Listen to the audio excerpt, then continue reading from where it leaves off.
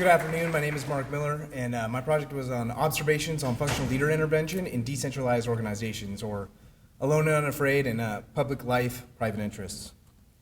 So leadership in all its myriad forms is about the interaction between a private individual and public group of constituents. It is a private action conducted in a public space. The act of leadership and how one leads in and of itself is a very private act that is realized through public action.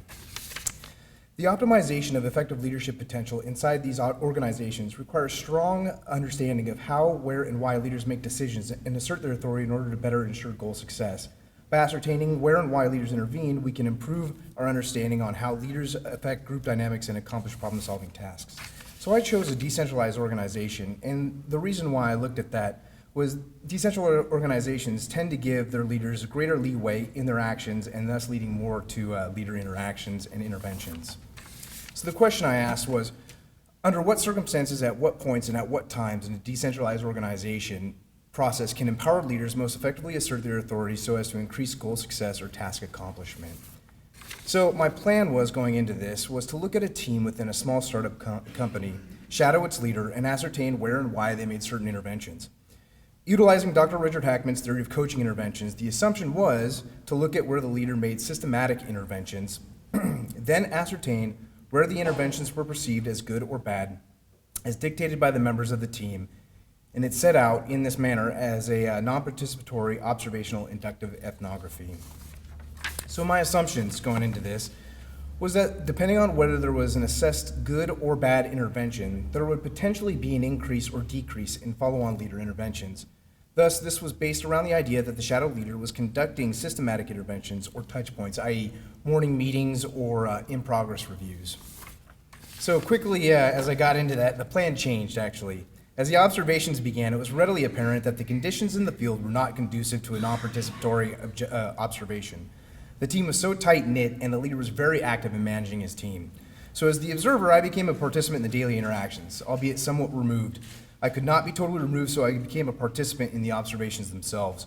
I was engaged by members of the team, and I spoke with the team leader and team on a daily basis.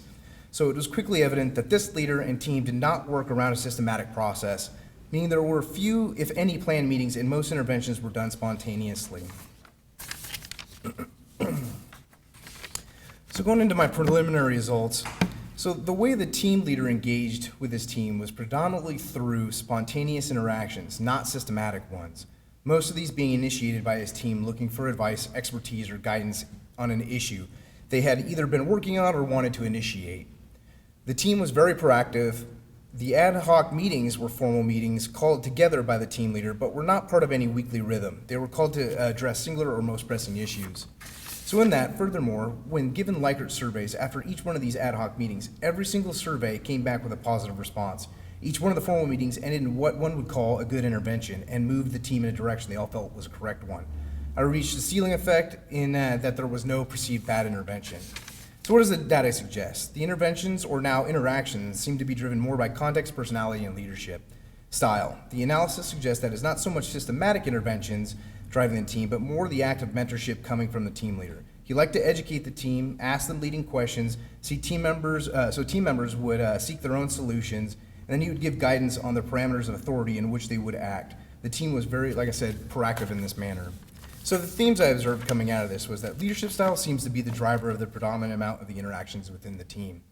The leadership style of the team leader had a direct impact on the team's atmosphere, which created a great environment for openness and collaboration.